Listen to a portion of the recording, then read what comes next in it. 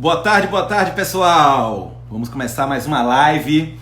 Hoje começando um pouquinho mais cedo, às 16 horas. Vamos ter o prazer aí de receber o Dr. Fábio Cruz, lá da Espanha.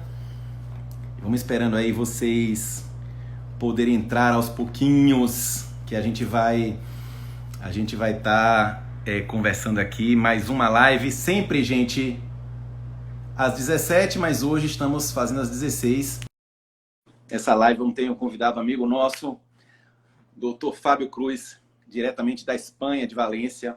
Vamos ouvir um pouquinho a sua história e ouvir um pouquinho de tudo que vem acontecendo. Gente, em primeiro lugar, olá, Fábio, boa tarde. Tudo bem, Bruno? Boa tarde. Queria, em primeiro lugar, enquanto o pessoal vai entrando, já de antemão, já começar agradecendo você ter aceito o nosso convite, para a gente poder conversar um pouquinho sobre tudo que vem acontecendo aí com vocês na Espanha, você contar um pouquinho da sua história e contar muito sobre o que você vem trabalhando e tudo que você vem fazendo aí como verdadeiro herói da área da saúde para a gente, que nos orgulha muito como brasileiro, viu, meu irmão? Muito obrigado, Bruno. Foi bem legal estar podendo participar disso. Para mim é diferente, minhas atividades normalmente são bem científicas, né? São bem falar para outros colegas, e aqui é uma coisa mais aberta e é legal, um formato diferente, um bate-papo. Para quem não me conhece, eu vou contar um pouquinho da minha história. Eu sou baiano também, de Salvador. Baiano, Fiz a minha soteropolitano, né, Fábio? Soteropolitano, já perdi o sotaque porque são muitos anos fora, mas falando contigo agora vai voltar, com certeza. Com certeza, você vai fazer pelo menos uns 2 Oxi, uns 3, né, Oxente. Vai rolar, vai sair. Vai sair alguma hora. Mas já são 12 anos já aqui, um pouquinho mais talvez, 12 para 13 anos já morando na Espanha, em Valência sempre foi em Valência e via trabalho, na verdade. Já foi uma mudança para começar a trabalhar na clínica que eu trabalho hoje, que é a clínica de reprodução assistida, que normalmente quando eu converso eu não faço introdução, porque é a maior clínica do mundo e todo mundo conhece, mas para quem não conhece, bom, é uma clínica que trabalha com tratamentos para conseguir a gravidez em casais que não tiveram essa sorte. Então, vim para cá e comecei a trabalhar há 12, 13 anos e outro tipo de vida, né? Outro tipo de trabalho. A saúde na Espanha é bem legal, eu estou bem contente com a forma com que eles tratam. A clínica trabalha em uma clínica particular, não é o sistema público, mas o sistema público é muito bom, tanto é que durante os meus primeiros anos aqui eu tinha um plano de saúde e já tem 7 anos que nem eu, nem minha esposa, nem nenhum dos meus 3 filhos tem plano de saúde, e confiamos muito na saúde pública daqui. Isso tem muito a ver com o que a gente vai falar hoje, que é dessa pandemia e do que está acontecendo, que a saúde pública aqui é bem forte e consegue dar conta do recado, dependendo de cada cidade também, não são todas iguais, mas é bem legal. E na minha área, realmente, eu não sou tão herói assim. Um ginecologista não salva tantas vidas. Não, se eu fosse infectologista, Você traz estivéssemos vidas, prontos. né, Fábio? Você traz vidas. É diferente, é diferente. No dia a dia, no meu trabalho, sim. Nessa época do coronavírus, eu estou tentando aconselhar mais aquela coisa. Em algumas cidades daqui da Espanha, como Madrid, como Barcelona, por exemplo, como algumas cidades do País Basco, ocorreu um fenômeno bem curioso. Alguns médicos não especialistas em emergências, que já não trabalham com emergências, que já não trabalham com infecção, com UTI, foram convocados para trabalhar nisso. Então, assim, eu, por exemplo, se estivesse trabalhando em Madrid, com certeza seria convocado para trabalhar no pronto atendimento, porque faltariam médicos, alguns médicos ficaram doentes, foram afastados, e alguém novo tem que suprir. De repente, eu não teria que entrar dentro da UTI para entubar paciente, porque é um procedimento que já tem anos que eu não faço, ou talvez também tivesse que fazer. Então, são coisas que mexeu muito aqui na saúde, E aqui em Valência, que é a terceira maior cidade da Espanha, atrás de Barcelona e de Madrid, por sorte, graças a Deus, não teve tanto impacto. A gente está com a taxa de infecção que está a metade, mais ou menos a metade do índice do resto da Espanha. Do restante Então, da Espanha? exatamente. E aqui tem 4 grandes hospitais públicos e nenhum deles está faltando equipamento, nem pessoal para poder atender, nem vagas na UTI, nem nada. A nossa clínica doou 2 equipamentos de anestesia e respiradores, que a gente tem um centro cirúrgico também para fazer cirurgia. A gente doou equipamento para o hospital, emprestou, e eles vão devolver na semana que vem, porque não estão precisando. Ou seja, é uma realidade muito pontual de Valência, não é toda a Espanha, mas aqui aquela coisa de que se falou por aí, de que está a gente morrendo no hospital o tempo inteiro, quando entra um paciente, a gente tira o respirador de um paciente mais velho, coloca o respirador no paciente mais jovem, para priorizar o jovem e deixa morrer o velho. Isso pode ter acontecido em algumas cidades, muito pontualmente, com certeza em Madrid, provavelmente em Barcelona, mas fora disso, eu acho que não. São grandes centros. Aqui em Valência, que é a terceira cidade, Sevilha também está bem, cidades também grandes, de muita população, está dentro do controle. É muito sacrificante fazer esse controle. O isolamento social grande é muito sacrificante, mas está dentro do controle, né? Não, perfeito, perfeito. Fábio, a gente estava conversando muito sobre essas questões, né? A gente sabe que nesse momento e assim, diante do seu trabalho, e hoje, quem não conhece, na verdade, o Instituto IVE é um centro de referência hoje mundial, né? De reprodução. E o Fábio, na verdade, é uma referência, inclusive, hoje dentro do centro, então isso nos orgulha muito.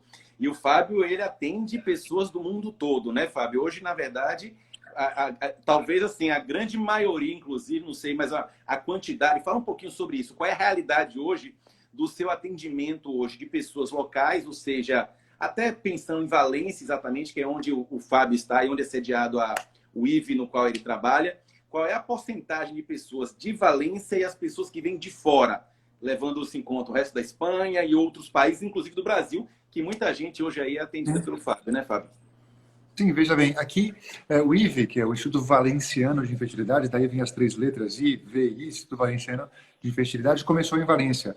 Cresceu muito. Quando eu cheguei aqui, eram 13 clínicas. Agora são 20 e 50, impressionante. Então, a tendência é que diminuísse a quantidade de pacientes de fora, porque foi se abrindo em outros lugares. Mas ainda continua vindo muita gente de fora, pelo fato de ser a clínica matriz, onde começou tudo. Hoje em dia, na nossa clínica, a gente tem uma porcentagem de mais ou menos 45% de pacientes estrangeiros. E estrangeiros, você fala fora da Espanha? Fora da Espanha. E no caso daqui da gente, da cidade mesmo, eu acho que não chega a 20% de pacientes locais. A maioria vem de fora mesmo pela referência que é a própria clínica. Bom, a coisa de mercado é bem complicada também. Os pacientes locais têm acesso a outras clínicas com custo menor e tem uma série de opções também para cada nicho, né? Mas vem mais com pacientes de fora. Eu, particularmente, Fábio, atendo mais paciente de fora, porque eu falo 4 idiomas, porque, enfim, estou envolvido com outras coisas, com o departamento internacional, mas a clínica como um todo atende basicamente metade. Eu atendo mais gente de fora por isso. E isso é muito importante, estranho, porque a clínica, inclusive, ela tem toda uma equipe preparada para lidar com pessoas do mundo todo, né? Então, pessoas que falam, inclusive, outros idiomas, ou seja, ela já é formatada e preparada para esse atendimento, né, Fábio? A gente tem um departamento internacional muito, muito grande, já era grande como eu cheguei aqui. Quando eu cheguei aqui, na verdade, o departamento internacional basicamente funcionava para a Itália e para a França só, que eram os países onde vinham vizinhos praticamente, que vinham bastante. Com o tempo foi pegando, claro, as distâncias, 13 anos atrás, as distâncias eram maiores. Não era tão fácil ter acesso, não existia uma live no Instagram, não existia uma consulta de uma paciente por Skype, por Zoom, por Teams, por qualquer plataforma, que hoje em dia eu atendi 6 pacientes pela plataforma de comunicação da clínica, e das 6 pacientes, 3 brasileiras, 1 inglesa e 2 espanholas. E poderiam ser de qualquer parte do mundo. Nessa época, a mesma distância que tem a paciente que mora na mesma cidade que eu, tem a paciente que está no Brasil. É tão longe quanto e é tão perto quanto, porque estamos nos aproximando com esse tipo de abordagem. Então, já trabalhamos com isso há muito tempo. Eu me orgulho de ter sido pioneiro nisso, porque antigamente As pacientes da Itália, da França, vinham para cá, 2 horas de voo, vem para cá, faz uma consulta, depois volta. O que é 2 horas de voo? É menos do que ir para Salvador para São Paulo. É menos do que... É uma coisa banal, um voo tão rápido, e vinham muito para fazer isso. Então, quando eu comecei a atender pacientes do Brasil, Estados Unidos, Canadá, de fora, começou a necessitar um contato mais pessoal. Só por e-mail, muito frio. Então, a gente começou a fazer consultas por videoconferência, consultas mais, digamos, tentar fazer mais pessoal a coisa. E agora, quem não fazia, começou a fazer. Então, assim, a evolução que foi gradual, agora fez isso, assim, exponencial, para que esse tipo que a gente chama de telemedicina, de medicina à distância, tá aumentando bastante. É claro que eu não posso fazer uma ultrassonografia por aqui. É claro que eu não posso avaliar a qualidade do sêmen e posso colocar um embrião. Não dá para fazer isso. Mas dá para fazer toda a parte de propedêutica, descobrir como é que está, investigar como é que estão as coisas, aconselhar, pedir exames e só realmente ver o paciente na parte final. E às vezes nem precisa da parte final. Às vezes com medicação, com conselhos, com tudo, dá para fazer. Então tem um grupo de colegas médicos que ficam sempre no WhatsApp lá discutindo estratégias. Então a gente fala assim, poxa, vamos tentar trabalhar online, eu tentando chamar eles para essa nova maneira de trabalhar, que para mim já é velha, mas para muita gente é nova. E um dizia, não, com certeza, poxa, a gente pode fazer isso, outro dermatologista, o paciente pode ensinar uma lesão na pele, eu posso medicar, o outro endocrinologista, ver os exames. E o cirurgião falou, e eu faço o quê? Não posso fazer nada. É fácil. Tem vários segmentos, né? Tem vários segmentos, mas é uma nova maneira de ver o sistema de saúde. E isso tem que crescer, tem que aprender. Para alguma coisa tem que ter servido tudo isso, para a gente aprender alguma coisa. Eu acho, e você falou alguma coisa, a gente estava conversando, inclusive, antes da gente iniciar aqui a live, falando um pouquinho disso, como essas questões digitais vão evoluir nesse momento, né? Essa comunicação digital, a gente na área da saúde, durante muito tempo, de certa forma, a gente, logicamente, até pela responsabilidade, né, que todo profissional de saúde ele fica um pouco resguardado e fica, de certa forma, aguardando um pouco mais a coisa se desenvolver para começar a utilizar. E ainda mais no caso do Fábio, que fala com pessoas do mundo todo, essa possibilidade de comunicação, ele falou que hoje ele já fez 6 consultas, né, com pessoas aí à distância, né, de provavelmente vários lugares do mundo. E é o que ele falou, alguns procedimentos ele não consegue fazer, mas imagina uma pessoa que se programa ou se prepara para ir até a Espanha, né, para realizar um procedimento, né, que é tão esperado. É muito importante essa comunicação prévia. Isso faz com que você consiga, inclusive, ficar mais tranquilo durante a chegada das pessoas aí. Eu imagino que isso aí facilita bastante, né, Fábio? Sem dúvida. Isso foi melhorando de forma gradativa. Quando eu comecei a fazer isso, eu comecei a fazer isso por quê? Trabalhando aqui, conhecidos, colegas, etc. Comecei a dizer, poxa, Fábio, vamos fazer aí. Então, eu comecei já, mandava um e-mail, ligava do meu telefone, tentava fazer qualquer coisa para poder ter contato com essa pessoa e fazer de uma forma bem artesanal. Quando começou a vir 1, 2, 3, 4, 5, o ano passado, primeiro ano que eu fiz isso, também tinha uma pessoa que eu treinei aqui, que foi para Porto Alegre, e que começou também a mandar um paciente ou outro. Primeiro ano, acho que foram 5 pacientes. O segundo ano foram 7 pacientes. O terceiro ano, 30. Agora, o ano passado foram mais de 100 pacientes em um ano. Ou seja, dá mais ou menos 2 pacientes por semana. Não é tão pouco assim. Acaba que vem realmente um número grande. E claro que pacientes da Itália, por exemplo, vem 450. É mais, claro, mais do que no Brasil. Mas, poxa, já é um número bem interessante. E acontece. E a gente foi se cercando de mais cuidados para o paciente. Então, a gente tem hoje dentro da clínica, para antes e para depois, não é só para quando o paciente vem, e não é só para traduzir, que muita gente pensa, só para traduzir, que nada, eu falo inglês. Não é só para traduzir. Um departamento internacional, uma assistente médica, que a gente chama de assistente médica internacional, que é o nome que a gente usa, o que as pessoas que desempenham essa função, elas chegam no paciente mais do que eu até algumas vezes, porque às vezes a gente tem um tempo limitado, eu tenho que também estar operando, eu tenho que estar colocando o embrião, eu tenho que estar fazendo os procedimentos que são dependentes de mim, e às vezes para poder falar dos custos do tratamento, para poder explicar com detalhes o que eu expliquei uma vez, mas não pude reexplicar, para tirar dúvida do paciente, para poder assinar toda a papelada que tem que assinar, porque existe muita burocracia importantíssima para a gente poder executar essas coisas. Estamos conseguindo hoje em dia fazer muitas assinaturas digitais através das plataformas do portal do paciente. Tem melhorado muito isso, mas ainda muita coisa tem que imprimir, assinar, escanear, mandar de volta. Fazer uma série de exames que a maioria não sou nem eu que peço, a maioria são obrigatórios por protocolos, por lei, para fazer um procedimento. Então, tudo isso seria impossível fazer de forma artesanal. A gente conseguiu construir um departamento com muita gente, acho que são mais de 20 pessoas trabalhando, para auxiliar os pacientes que vêm de outros países, pessoas que falam vários idiomas, pessoas que estão comprometidas com o paciente. E tem também gente que fala português, claro, porque vem muita gente do Brasil, e isso a gente conta com uma ajuda muito legal e um apoio muito grande, que sozinho ninguém trabalha, a gente trabalha em equipe, né?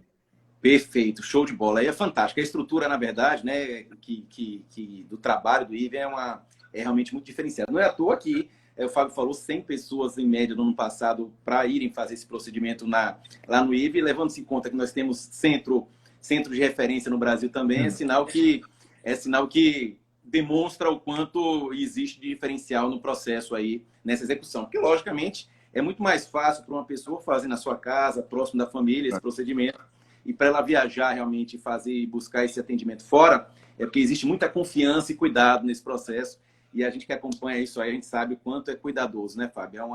Eu acredito isso ser um diferencial bastante grande. E, Fábio, voltando só para essa questão agora do que está existindo e acontecendo aí na Espanha, né? A Espanha, logicamente, você já abriu falando um pouquinho que aí, particularmente em Valência, a casuística foi um pouco menor, né, ainda está menor do que em outras cidades como Barcelona e Madrid, mas a gente sabe que a Espanha realmente estão todos num certo medo, pânico em relação a tudo que vem acontecendo e a evolução das coisas. Conta pra gente um pouquinho como é que está esse andamento aí, com o olhar seu de médico, né? Como é que anda a questão do atendimento, como é que anda a circulação de pessoas na rua, como é que anda a evolução, né, da pandemia aí, e fala um pouquinho com esse olhar realmente do que está acontecendo. Veja bem, Bruno, o que acontece aqui é que a Espanha adotou uma postura muito mais radical do que outros países, né? A Itália foi a primeira em fazer isso, tirando a China, né, que é uma outra vida. E alguns motivos, eu acredito que alguns motivos tenham contribuído para que a Espanha tenha sido mais rigorosa com isso. Primeiro, porque bateu bem forte aqui. Segundo, porque a Espanha é um país de idosos. A Espanha é o segundo país mais velho do mundo. É o país mais velho da Europa. E olha aqui... mas eu não sabia disso. É o só segundo tem mais velho velho? aqui. É um país que tem a maior expectativa de vida e tem a idade média mais alta. A idade, digamos... Aqui, as pessoas acima de 80 anos, quem é que vai ter? Muitíssima gente com mais de 80 anos. Então, isso também deve ter contribuído na decisão de se fechar mais, de proteger mais. A Espanha é um país com um pensamento mais socialista. Não falo socialista do termo político, não. Falo socialismo do termo do tipo... pensar sempre no social, pensar sempre no bem-estar da população, em não pensar tanto no que seria o impacto econômico que isso pode ter para o país. Vamos colocar a visão de Trump ao contrário totalmente. Então, não importa de forma absoluta nenhuma para os governadores que governam a Espanha, para a política da Espanha, que a Espanha seja mais potência ou menos potência, e o que eles querem é que as pessoas não morram acima de tudo. Está certo ou errado isso? Eu não quero julgar. Eu nasci em um país americanizado, eu tenho a influência também do que se pensa. Eu estou talvez um pouco dividido nisso. Então a Espanha fechou tudo, não abre nada. A minha clínica está abrindo apenas para cuidar das pacientes que já estão grávidas e que não tem para onde ir. A gente tem que continuar vendo a gravidez delas, mas não começamos tratamentos novos. Desde há 4 semanas atrás, já não iniciamos nenhum tratamento novo. Concluímos aqueles que já estavam em andamento e que as pacientes queriam continuar, que algumas que estavam recém-começados, o paciente cancelou espontaneamente. Continuamos aqueles. Os 2 últimos tratamentos que a gente começou por um apelo muito grande. A gente faz aqui um trabalho também muito importante, que não é só a fertilidade, é a preservação da fertilidade para pacientes oncológicos. O paciente tem um câncer de mama e vai começar a quimioterapia daqui a 3 semanas. Então tem 3 semanas para tirar os óvulos dela e guardar, porque depois da quimioterapia o ovário acabou. Então, a gente concluiu 2 casos de pacientes oncológicas que estavam fazendo essa preservação, porque era a última oportunidade da vida delas de conseguir guardar óvulos para o futuro reprodutivo dela. Então, a gente demorou um pouquinho mais por conta dessas 2.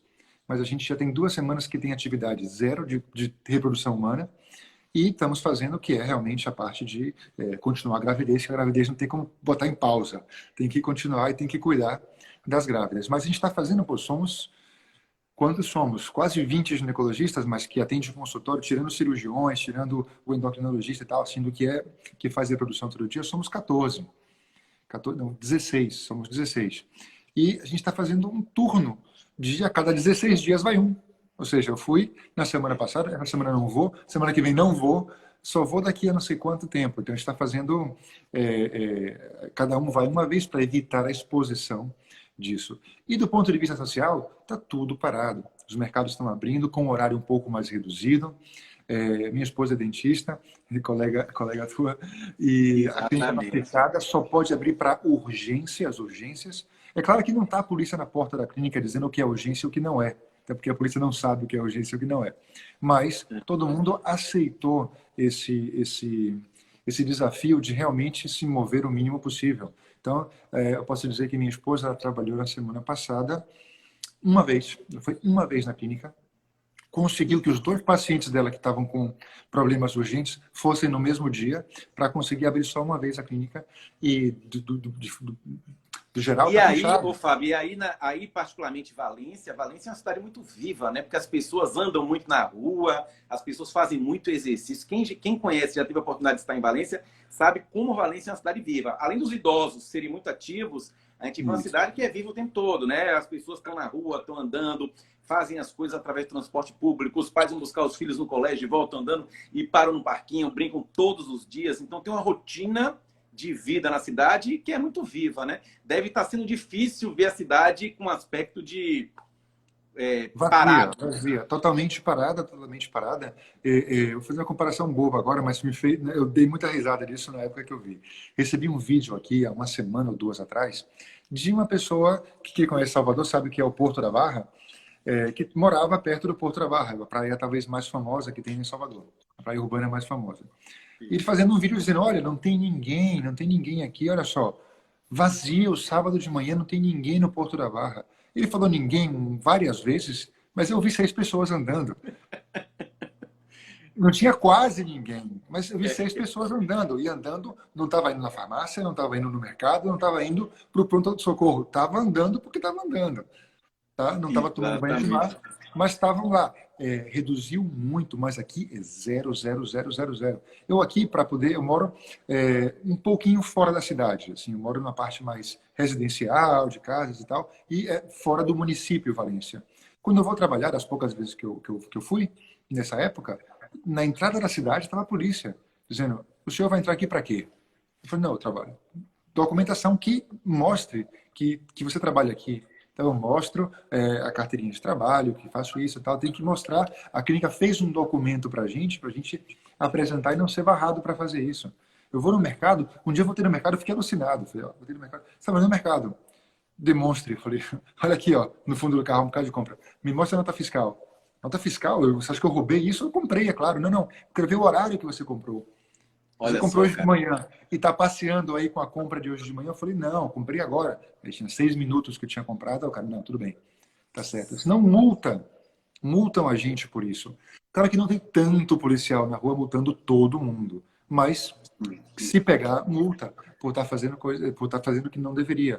Até o absurdo de a pessoa sair passear o cachorro em uma distância superior a 2 quilômetros do seu domicílio, multa. Perfeito. Não pode passar o cachorro. Não, que é uma coisa engraçada, porque para a gente aqui, viu, Fábio, isso é engraçado.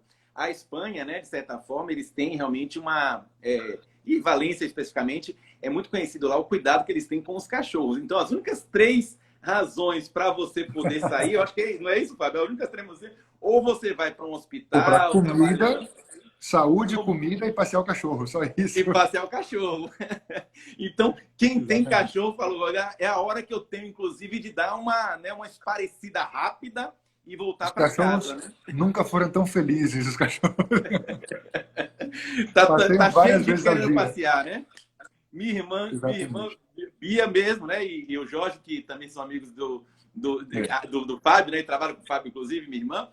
Lá a briga era para ver quem passeava com o cachorro. Agora é o contrário, né? Agora sim, olha, não, hoje sou eu, agora sou eu. Agora porque ficar dentro do ambiente fechado, as pessoas, logicamente, e ainda mais na Espanha, em Valência particularmente, que é um ambiente, que é um lugar que é a cidade viva, que as pessoas criam esse costume, né?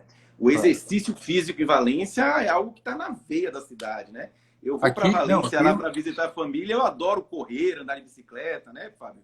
aqui eu me salvo porque tem uma elíptica aqui para fazer um pouco de esporte. Tem um saco de boxe que eu posso bater, mas quem faz esporte de verdade, aqui tem muita gente viciado, eu falo viciado de verdade, viciado em correr, em fazer running. E estão todos desesperados. No último dia livre, que bloqueou tudo num sábado, na sexta-feira à tarde, final da tarde à noite, eu fui no Decathlon, que é de uma loja de esporte, e estava tudo. Não tinha nada para comprar mais para poder fazer esporte em casa, está tudo bem fechado. Então, assim, a Espanha está adotando uma maneira bem rigorosa, que é importante para fechar isso, regras como você não pode ir duas pessoas no mesmo carro. Por que duas pessoas sairiam de casa? Você só pode entrar no mercado de um em um, você não pode ir com seu filho para o mercado. Você não pode ir com sua esposa para o mercado. Você vai sozinho, você coloca luvas e máscara para poder entrar no mercado e uma série de outras coisas também. Então, isso aconteceu aqui na Espanha. Por quê? Porque são mais sérios, porque são mais rigorosos. Existe uma série de motivos pelos quais eu acredito que os mais importantes tenham sido o impacto que teve a doença aqui na Espanha, o fato da Espanha ter uma população comparada com o Brasil, por exemplo, de pessoas mais idosas, e a mentalidade do povo Idosos de ativos, realmente né, Fábio, cuidar. também, né? Idosos Desculpe, ativos. idosos Idosos ativos, né? totalmente Que estão ativos. muito na rua, andam muito. Porque no Brasil, o idoso, de certa forma, ele tende a ficar mais por questão da segurança em si, né? Aí não, o idoso, 80 anos, ele vai no mercado todo dia, não é isso? Isso, todo dia, e tem o costume de sair para comprar o pão todo dia e fazer tudo todo dia.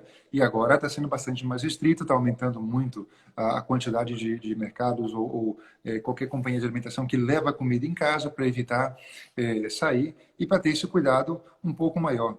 Então, assim, eu acabei comprando a ideia dessa forma de ver, porque eu vivo aqui, eu vivo as normas daqui, no final das contas, mas é claro que existem diversas opiniões. E não, como nada na vida, não tem nada correto e incorreto.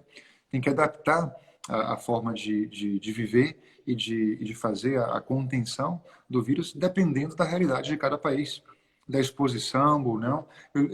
Se circulou muito agora pelas redes estudos, alguns em Salvador, inclusive, mostrando que a população que é de maneira rotinária vacinada para tuberculose, que tem a BCG, aquela marquinha, que existe uma exposição muito menor ao vírus e que, digamos, a mortalidade é menor, os casos assintomáticos são maiores e talvez isso seja uma ajuda para o Brasil, que tem essa vacinação ativa, né, massiva para todo mundo. E outros países que não têm isso de mais de rotina, países que já não têm mais casos de tuberculose, que já é coisa do passado, e a população agora não está vacinada e está tendo um impacto maior. É muito cedo para saber por que os países que estão sofrendo mais hoje estão sofrendo. A gente vai ter que esperar passar tudo isso para olhar para trás e aprender e entender qual foi os motivos que decidiram que Itália, que Espanha, agora a França está crescendo muito, a França agora. Eu imagino que daqui a uma semana a França passe a Espanha em número de casos e mortes também. A Alemanha Eu tem acho que já muitos passou, hein, casos. Fábio? Eu acho que eu Já estava vendo passou? alguma informação hoje que, calculando o número de casos versus mortos, eu acho que a Espanha, se eu não me engano, eu olhei isso hoje, a França já passou a Espanha, inclusive. Não, o número de Nesse mortos por cálculo. caso, sim. Sim, a mortalidade é Sim, maior. né? Mas o número de casos ainda não passou, mas daqui a uma semana passa. E a Alemanha, que eu não sei Sim. o que acontece com os alemães, que não morre ninguém. A mortalidade é 8 vezes Cara, menor do que o resto. Todo mundo. ontem a gente fez a live ontem com uma médica lá da Alemanha. Não sei se a Ana está aqui, Uhum. que ela é oftalmo na Alemanha, e ela falou um pouquinho do histórico lá. Ela falou, e a Alemanha não chega a 2% nessa relação, né? Acho que a Espanha está com mais Exatamente. de 8%, né? O que acontece com a Alemanha provavelmente não é que os alemães são imortais. O que acontece provavelmente é que eles fazem muitos mais diagnósticos E o número que eles têm de diagnóstico e a morte tem essa relação. Na Espanha não faz tanto, talvez por recursos econômicos, não faz tantos testes. E existem muito mais infectados por aí. E a mortalidade acaba sendo parecida, ou um pouco maior, Sim. talvez pela idade, mas não é tão diferente, porque não são E a países estrutura, ela falou muito também tão da diferentes. estrutura hospitalar deles também, né? Eles têm, como eles lá, de certa forma, têm uma estrutura hospitalar com o número, inclusive, dos aparelhos respiratórios deles são bem, a proporção que eles têm comparado, né, ao número de casos dele real hoje, eles também têm uma quantidade boa e estão bem resguardados nesse sentido. Mas concordo com você. Os Estados Não, Unidos passou por isso, né? Os Estados Unidos ele vinha num crescimento muito grande. O que ele fez para reduzir essa proporção? Casos, morte, ele fez o que? Ele começou a testar muita gente também, né? E isso, de certa forma, deu uma queda na curva, que eu acho que eles estavam em 6%, hoje eles estão em 3%, apesar de ter muitos mortos, né? sim, mas assim, eu acho que a maneira mais confiável de medir o impacto não dá para dissimular o número de mortos. O número de mortos, assim, por mais, É isso. digamos, mórbido que pareça esse comentário, mas o número de mortos ele é mais real. Dificilmente alguém nessa época, num Perfeito. país sério, vai falecer e não vai ser diagnosticado que foi por isso. Dificilmente.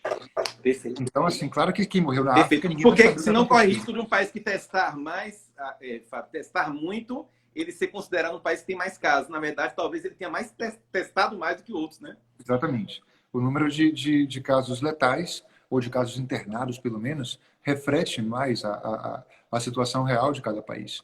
Então, Perfeito. e é muito cedo, assim, quem gosta de estatística, de epidemiologia, se sente desafiado agora a entender por que é que o Japão nunca confinou ninguém e não teve esse problema. E olha que o Japão é o país mais velho do mundo, a Espanha é o segundo, o Japão é o mais velho. Por que é Sim. que no Brasil não teve esse avanço tão grande como nos Estados Unidos? Talvez pelo verão versus inverno, pelo hemisfério sul, que não está mais castigado. É difícil, porque a Rússia tem inverno bem grave na Rússia e a Rússia não está grave. E ninguém sabe por quê, porque é perto da China. Assim, hoje não temos respostas ainda, mas Exato. Tem sido um desafio a cada dia, né, Fábio? É é, exatamente isso. E até trazendo um pouco para esse lado, Fábio, assim, a gente sabe, no caso seu, acima de tudo, você trabalha com a parte de reprodução, e existem protocolos, logicamente, né, de biossegurança e que sempre funcionaram muito bem, né? E eu acho que a grande dúvida que todos nós temos hoje em dia é o que vai acontecer, né? Qual vai ser a nossa rotina? Qual vão ser os nossos protocolos? Vocês têm de... E aí, no caso do Fábio, eles têm realmente um grupo bastante especializado, né, nessa área, eles se reúnem, têm encontros científicos. O que vocês têm discutido em relação a esses protocolos, em relação à proteção, não só do paciente, quanto de vocês, nesse momento, né, de pandemia? veja bem, a gente está cumprindo vários protocolos internos por exemplo, nos últimos dias que a clínica abriu com normalidade, mesmo a normalidade da clínica, a gente tinha separado turnos diferentes para trabalhar. A gente tem vários consultórios, são 22 consultórios. A gente trabalhava com metade dos consultórios, um consultório sim e outro não. A gente habilitou todas as salas de espera, mesmo que não tem paciente agora do pessoal da endocrina, não tem paciente da obstetrícia, a gente habilitou todas as salas de espera para que os pacientes ficassem distribuídos distantes uns dos outros. Todos os pacientes que entravam pela porta, a gente fazia com aquela pistolinha a temperatura. Todo paciente que entrava pela porta tomava a temperatura, o que tivesse febre era convidado a investigar um pouco mais o seu problema e não entrava na clínica. Então, tem uma série de cuidados de contenção local que a gente teve, que vai e continua tendo, e vai continuar tendo depois que abrirem as portas. Não é assim, o governo liberou sair na rua, acabou tudo. Não, vai continuar mantendo cuidado severo com tudo isso. E os testes para fazer, o teste de coronavírus agora está escasso, mas quando acabar a pandemia, ou pelo menos a curva violenta, vai se tornar mais fácil.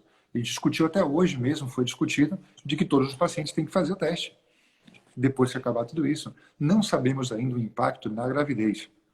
Existem estudos recentes, estudos publicados há 2, 3, 4 dias, porque é tudo muito recente, mostrando que parece que existe um risco maior de abortar, parece que existe um risco maior de ter um problema na hora do parto. Não se sabe. Aparentemente o impacto é bem baixo, mas, na dúvida, claro que a gente vai cuidar disso. E como Perfeito. cuidamos já de uma série de outras coisas. Olha, só vamos colocar um exemplo. O Zika, que já está praticamente extinto já o Zika, ninguém mais tem Zika hoje. Até hoje continuamos pedindo exame de Zika para os pacientes que vêm de países onde tem risco de contaminar e é obrigatório para fazer o tratamento, para engravidar. A gente tem que confirmar que você não tenha nenhuma doença que ameace a gravidez. Então, se for suspeitado ou confirmado que o coronavírus ameaça a gravidez, não tem a menor dúvida que a gente vai exigir o teste para todo mundo. Ou vai exigir o teste até que se saiba que não tem problema nenhum, que é como a gripe. Se Perfeito, pensa, perfeito. muitos pensam que é como a gripe, e se acabar sendo como a gripe, e for cientificamente comprovado isso, aí deixaremos de pedir. Até de ter essa confirmação, vamos pedir para todo mundo. Perfeito, perfeito. Fantástico. E isso realmente é importantíssimo, né? Porque, assim, acima de tudo, logicamente, o Instituto IVE é um instituto privado, ele tem, logicamente, interesses comerciais, mas essa responsabilidade é muito Isso é importante, importante. né? Porque Isso que não você tem. tocou num ponto agora bem interessante. Estava tendo uma reunião agora entre nossos colegas da própria clínica e a gente ouvia opiniões, tem uns colegas também de outros países, etc. E não existe uma norma que obrigue as clínicas a fecharem 100% em todos os países. No Brasil, por exemplo, uma clínica não é obrigada a fechar, é recomendado fechar. E algumas Perfeito. clínicas estão abertas e fazendo tratamentos para não deixar de faturar, porque é uma clínica privada, e isso está gerando uma imagem muito negativa de quem está fazendo as coisas de qualquer forma. Então, a gente tem um colega meu austríaco que estava conversando sobre isso hoje. Eu tenho conversado com colegas do Brasil que dizem, olha, não, a gente resolveu fechar. E a gente percebe que as pessoas mais sérias estão tendo mais cuidado. E existem pessoas que estão mais interessadas no que Trump está interessado, que é na parte, digamos, do poder econômico, da economia continuar seguindo, e que não pararam. E estão fazendo coisas, ou fazendo um pouco menos, etc, etc. E isso vai mostrar um pouco também a responsabilidade social de cada instituição. Enquanto existe uma proibição, está proibido, tudo bem, acabou. Mas quando não tiver proibido, quem voltar a fazer de qualquer forma tudo, nas pressas, e quem voltar a fazer com cuidado, mostra muito o nível de responsabilidade social de cada indivíduo, de cada médico, de cada dentista, de cada clínica, de cada hospital, de cada tudo, né? Então, isso Perfeito. é muito importante cuidar da saúde das pessoas. No final das Sim. contas, todos nós somos profissionais da saúde e o que interessa é cuidar da saúde das pessoas. Perfeito, perfeito. Esse é o nosso propósito maior, né? É o cuidar. Eu falo sempre, uma frase que eu uso muito, Fábio, é exatamente: os pacientes buscam a gente para fazer um tratamento, mas eles têm que sair de lá, acima de tudo, cuidados. Porque tratar é diferente de cuidar. A gente trata doenças e cuida de pessoas, né? E se a gente Exatamente. conseguir tratar o objetivo dele, cuidando dele como ser humano, eu acho que a gente realmente faz uma diferença tremenda na vida deles. Eu acho que isso você faz de sobra em todo o procedimento que você executa no dia a dia. Uma última pergunta, até porque o Fábio está mais cotado do que nunca. Daqui a pouco ele tem uma outra live também, né? E ele vai estar participando de outra live com outro colega. Mas eu queria, Fábio, uma coisa que assim, a grande maioria dos profissionais de saúde, né? Eu falo que a gente, e aí a esposa do Fábio, que é nossa colega, né, Catarina, que também é dentista, a grande maioria de nós profissionais de saúde, nós somos, eu não falo nem que nós somos empreendedores, nós somos aprendedores, né? Nós aprendemos a empreender através de um lugar chamado clínica ou consultório. E, logicamente, nesse momento, essas pessoas que dependem única e exclusivamente desse local têm uma dificuldade muito grande porque eles têm alguns custos que ainda continuam e têm zero faturamento durante esse período, e ainda mais aqueles que não estão preparados. E alguns lugares, né, e a gente teve a oportunidade de conversar com pessoas da Itália, da Suíça, da Alemanha, dos Estados Unidos, Canadá, de vários lugares. E você é o primeiro que a gente está conversando realmente da Espanha. Quais são as atitudes que o governo está fazendo para facilitar essa problemática? Ele tomou algumas decisões e eu queria que você trouxesse para a gente alguma coisa importante. Pois é, o governo espanhol ele tem uma tendência a proteger muito o assalariado, o empregado, realmente. Então, as ajudas foram muito mais importantes para os empregados do que para os empresários. Tá? Os empresários foram beneficiados de forma indireta. Por exemplo, existe um convênio, uma coisa que se criou agora, já existia legalmente, mas nunca foi colocada em prática, que é a possibilidade de um empregado, por exemplo, a minha esposa, na clínica dela, as pessoas que trabalham para ela, eles foram desligados temporariamente dos seus trabalhos. Em outras palavras, Uma clínica dental não paga o seu higienista, não paga o auxiliar, não paga a recepcionista, porém o governo paga o seguro-desemprego durante esse período. Perfeito. Pessoas que ainda têm pouco tempo de trabalho, que ainda não teriam direito ao seguro-desemprego, também recebem. Esse Perfeito. seguro-desemprego, ele não vai retirar dinheiro do fundo de garantia, de nada dessas pessoas. É uma coisa temporária, que vai durar 1 mês, 2 meses, o tempo que durar o lockdown. Mas Ele é não bancado vai ser. 100%, Fábio? 100%? Ele depende da faixa salarial. Claro que tem salários mais básicos que vão ser muito próximos ao 100%, chega até 90%, e tem salários mais altos que não dá. Tem salários mais altos Sim. que você vai receber bastante menos. E você pode fazer essa mesma negociação a 100%, ou você pode reduzir a jornada do seu trabalhador. Você pode dizer, olha, se Uhum. você vai trabalhar bem menos agora, eu não posso prescindir, coloca na minha clínica, por exemplo, eu não posso prescindir de todas as secretárias, porque alguma tem que estar lá para receber os poucos pacientes que vêm. Então, essa secretária vai trabalhar com a metade das horas. Sim, Trabalhando a metade perfeito. das horas, a metade das horas a empresa paga, a outra metade o governo paga. Ou seja, Perfeito. os empregados estão sofrendo bastante menos com isso. Vou colocar exemplos reais, agora exemplos meus, tá? Eu Sim. sou empregado da clínica.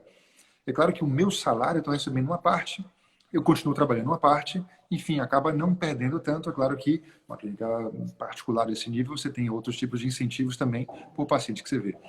E minha esposa, ela é professora da universidade, de universidade privada, que não parou, está fazendo tudo online e fazendo bem feito. Estou impressionado como as Que legal. universidades, as escolas também, as escolas dos meus filhos, estou impressionado com a qualidade do ensino à distância que está sendo oferecido agora. Eu estou vendo dos dois lados, tanto minha esposa como professora de odontologia, como dos meus filhos como alunos de uma escola primária e secundária. Então, Perfeito. está se fazendo isso e continua tendo os rendimentos normais, continua sendo salário. A empresa é mais complicado. O governo oferece empréstimos com juros muito, muito baixos, ajudas nesse tipo. Vai prorrogar um pouco o imposto de renda desse ano, a gente não vai precisar pagar. Talvez possa pagar só no ano que vem o imposto de renda desse ano. Ajudou com pequenos detalhes, mas e não ter que pagar os seus empregados, e o governo assume os empregados durante esse período. E foi basicamente isso que o governo ajudou para o empresário. Mas não Perfeito. tem ajudas de custo para a empresa. A empresa continua tendo que pagar o aluguel, continua tendo que pagar as contas, continua tendo que pagar uma série de coisas. E isso é bastante duro para os É. profissionais, os empreendedores, médicos e dentistas e profissionais da saúde. Bastante, bastante duro. Não, perfeito. E você falou um ponto aí, Fábio, que eu acho fantástico, porque a gente está vendo assim algumas readaptações do mercado, né? Para a gente parecia um absurdo a gente pensar no ensino de um filho à distância. A gente, de certa forma, achava que isso era inviável. Um ensino da universidade de odontologia à distância e a própria telemedicina, né? Fazer uma consulta online parecia algo absurdo. E como isso, de certa forma, com toda essa pandemia, aconteceu e fez com que a gente mudasse alguns conceitos, né? Os conceitos prévios daquilo que a gente não conhecia. Aqueles que estavam mais adaptados a essa realidade, talvez saíram um pouquinho na frente, né? Sem dúvida. Todo mundo está aprendendo a fazer agora e tem muitas pessoas que aprendem rápido, não tenha dúvida. Escolas, por exemplo, puxa vida, a escola dos meus filhos, eu tive a sorte de ter uma grande escola que eu gosto muito, uma escola particular, uma escola que tem muitos recursos e está dando conta do recado. Minha filha de 8 anos tem dias que tem 4 aulas por dia, 4 reuniões de videoconferência com 4 matérias diferentes por dia, até aula de arte ela tem por videoconferência. Nas clínicas, por exemplo, claro que depende daquela brincadeira que eu fiz no começo de que, poxa, o cirurgião vai fazer o quê? Poderia fazer até alguma coisa, em orientar o paciente, em explicar, em ver os exames, em programar coisas. E a gente tem que se reinventar. Dizem que em época de crise, o que se demoraria 20 anos para acontecer, acontece em 2 meses. E a gente está vendo isso acontecer bastante agora. Eu já trabalhava há muito tempo com isso. Para mim foi organizar um pouco melhor, expandir um pouco mais isso, mas já era uma coisa que já acontecia. E todo mundo tem que começar a fazer. Dentro de quando voltar à normalidade ao mundo, isso vai continuar sendo uma ferramenta super legal para pessoas que moram longe. Puxa, eu conversei Antes de ontem, eu conversei com uma paciente do Rio Grande do Sul, e eu não conheço a geografia de todos os estados, e ela disse, não, você vai em Porto Alegre e faz esse exame, e a gente faz tal, e você vai ter que ir 2, 3 vezes a Porto Alegre durante o tratamento. Aí ela, doutor, são 600 quilômetros, não, 500 e poucos quilômetros de distância. Eu ia a Porto Alegre, não Nossa. é tão fácil assim. Eu falei assim, pô, eu esqueço que o Brasil é o Brasil e que a Espanha, em É, 600 quilômetros, cruza a Espanha inteira.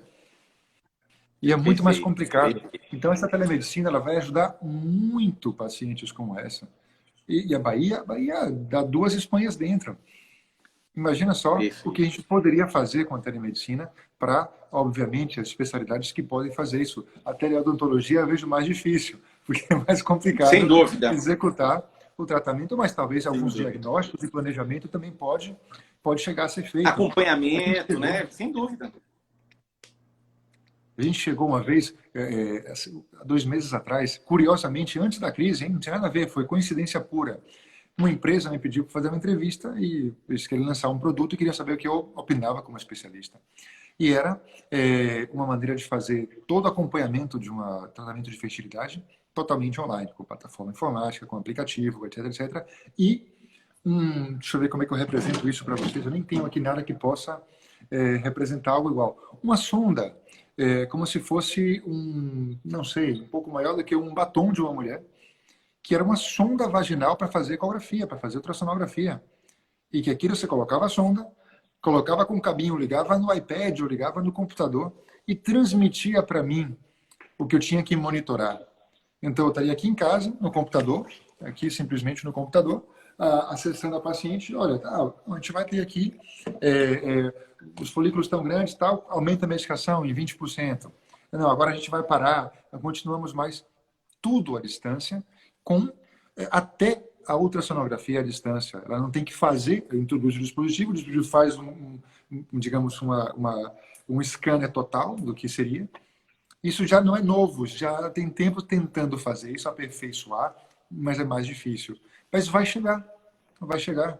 E esse momento vai impulsionar tecnologias como essa, e que pacientes possam estar em casa, não pela preguiça de estar em casa, mas pela distância grande que tem que percorrer, algumas pessoas com trabalhos extremamente difíceis de se desvencilhar e sair, pessoas que trabalham, sei lá, na área de saúde, que têm dificuldade para poder pedir um dia livre, ter uma coisa fora, pessoas que trabalham viajando.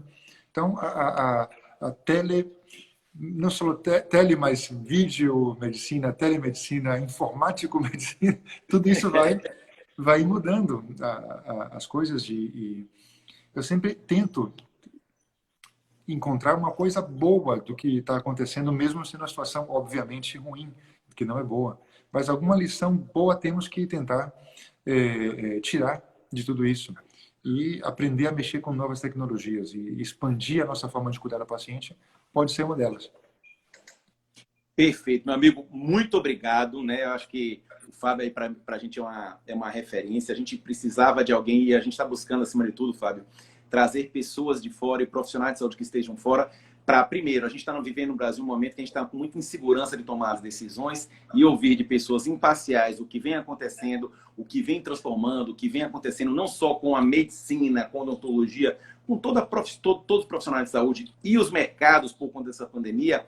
E a gente ouvir isso de alguém imparcial, acho que faz com que a gente tome decisões muito mais sábias. Então, queria primeiro agradecer, tá? Você disponibilizar o seu tempo para estar aqui com a gente, né? Agradecer a todo mundo aqui. Deu até um bug aqui de gente que apareceu aqui. Depois eu te passo direitinho. E fala para quem quiser, na verdade, saber mais informações, como é que te encontra, como é que pode te achar. Maravilha. Assim, eu sou novo nessa parte de redes sociais, eu estou meio cru e eu ainda, por enquanto, de forma bem artesanal, quem precisar entrar em contato por algum motivo, manda uma mensagem por aqui mesmo e eu, obviamente, vou redirecionar ao e-mail e tratar de uma forma mais profissional, porque eu não tenho nem permissão para tratar o paciente por Instagram, mas a gente vai para o e-mail e fazemos uma consulta online. A gente está fazendo consulta online durante esse mês e o próximo mês também, eu acho. Está intencionalmente fazendo consultas online gratuitas para romper, para quebrar essa barreira de que fazer uma consulta eu vou pagar um custo caro para poder fazer essa consulta, e o que eu vou ver do outro lado? Se já vai ter um papinho de 15 minutos? Não, normalmente são de 45 minutos, 1 hora, as consultas que eu estou marcando, porque eu tenho mais tempo do que nunca, e são gratuitas. Maravilha. São gratuitas agora, nesse mês, e eu acho que no próximo também vai ser. E tem surgido pacientes que, assim, talvez não seja o meio ideal, mas me escreve no próprio Instagram, eu coloco o meu e-mail, eu acho que minha própria conta do Instagram já vai estar com o meu e-mail também, e me escreve diretamente, a gente marca essa consulta, em 2, 3, 4 dias marcamos a consulta e conversamos. Maravilha. Meu amigo, muito obrigado mais uma vez. Fica com Deus e a gente vai se falando, tá bom? Maravilha, obrigado pelo convite e bater esse papo, e é sempre bom voltar a conversar com os nossos. Beleza, meu irmão. Valeu. Um abraço grande, viu? Grande abraço, até mais. Valeu.